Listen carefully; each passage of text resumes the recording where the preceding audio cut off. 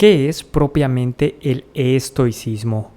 El estoicismo se puede considerar como una teoría específica filosófica, o en otras palabras, como una forma de ver el mundo.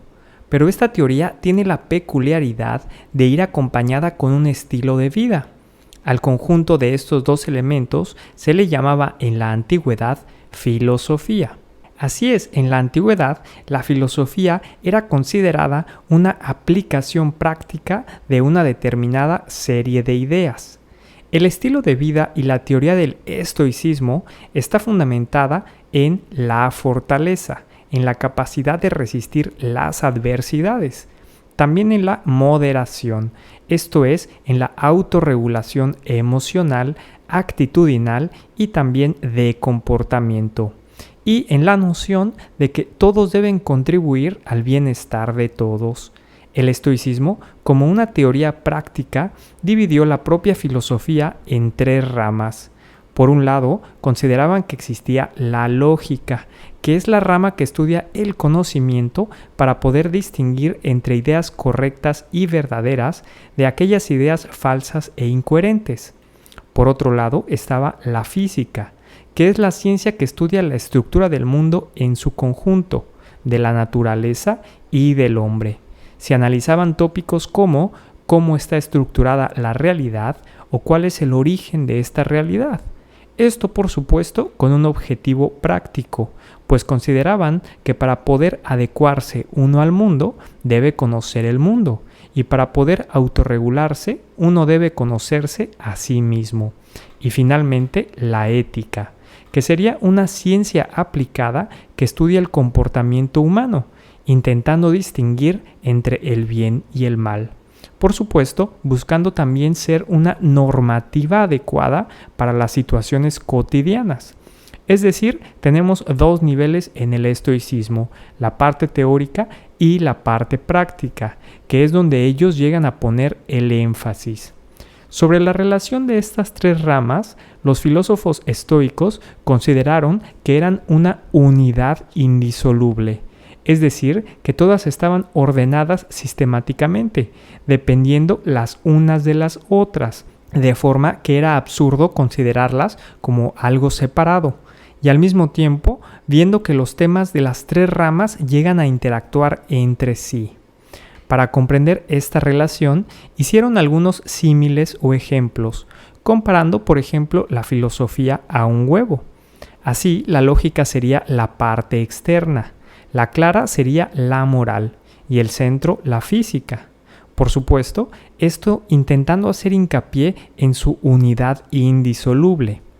Más plástica puede ser su comparación de la filosofía con una ciudad amurallada, considerando que la lógica sería la muralla, defiende los pensamientos, la física sería el trabajo interno y la ética quien da la dirección de ese conjunto.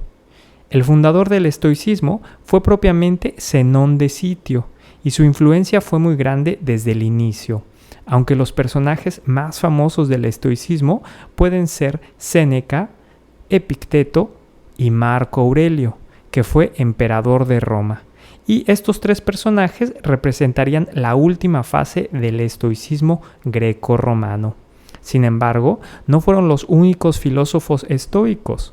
Filósofos importantes estoicos hay más de una decena, pero como una forma de vida fue de hecho una de las filosofías que más impactó en el Imperio Romano. De manera que, como filósofos estoicos, en el sentido de seres humanos que intentaban llevar a cabo las ideas y las prácticas o estilos de vida de los estoicos, eran probablemente miles dentro del Imperio Romano.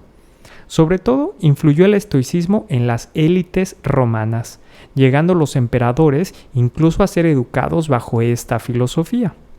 Las ideas principales del estoicismo en relación a la física tienen que ver con el fundamento de la realidad, considerándolo como un logos, es decir, como una razón universal.